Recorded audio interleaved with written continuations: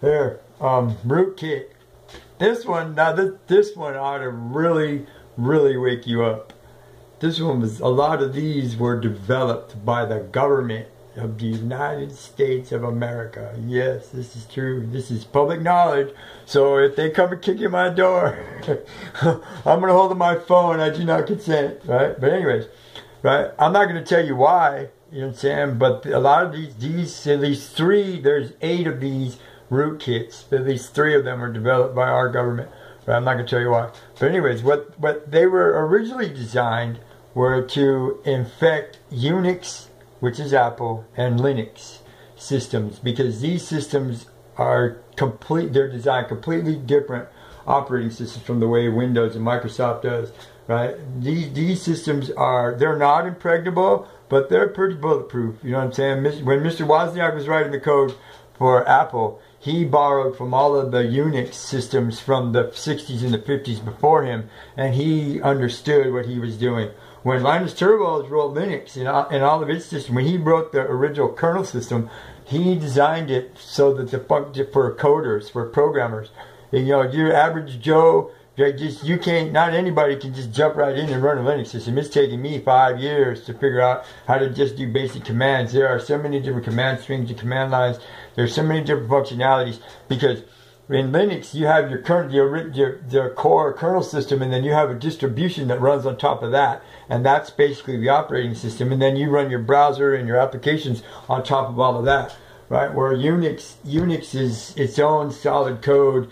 That's why Apple machines are coveted by programmers, and that's why a lot of the cut and paste programmers in India and Pakistan over there, that's why they want Apple products, because you can't copy and paste like a Windows code into that shit. It ain't happening.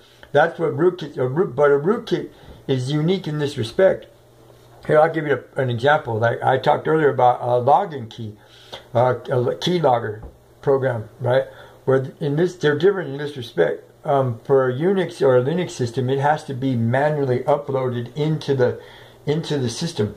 You know, like this is what the spies do. This is the stuff the spies use. You know, the big mainframe computers that are in corporate offices, or you know, like a nuclear power plant or somewhere, a coal-fired power plant, or like downtown, you know, the AT&T building where they have their big mainframes. Well, they have to physically hit that terminal, and they have to upload the code into the system so that they gain control over the keystrokes, the keylogger. That's the most simple one, right? Because they're looking for login information, because a lot of this stuff is done for corporate espionage, and that's what it was used for originally, right? But the reason they use this rootkit is so it turns the big machines, the big unibodies. Remember Judson's cartoons back in the day, the big univacs. They linked up. They want to control those machines, because if they have 1 or 2 or 3 of those, they don't need 150,000 laptops. They don't need 2.5 million tablets or i5. You know, iPhone is the worst. Don't even get me going on that one. Right? They don't need all of those. Now they have a supercomputer that's one gigantic bot that's powerful enough to do whatever they want to do. And they can use this big giant bot to break other machines and other systems, right? Because they have control. Because now they have remote control from their laptop sitting in the hotel room across the street from the airport. And they can log on, and they can surf around. They can extract any kind of files. They can put in any kind of files. They can put in Trojans. They can put in fake stuff. They can take out this. Oh man, this is like seriously big time spy gear right here. You talk about spyware, we're talking about spyware. The rootkit, you know what I'm saying? You know, but that's the thing, you know what I'm saying? You know, Agent 86 has got to get in there, and he's got to upload it. But once it's uploaded, right, man of control from, you know, the Wi-Fi down at the Kilt Lifter pub downtown, right, anywhere, because now, you know.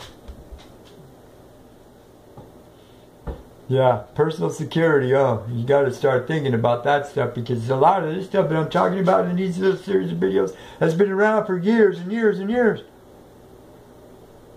Thank you.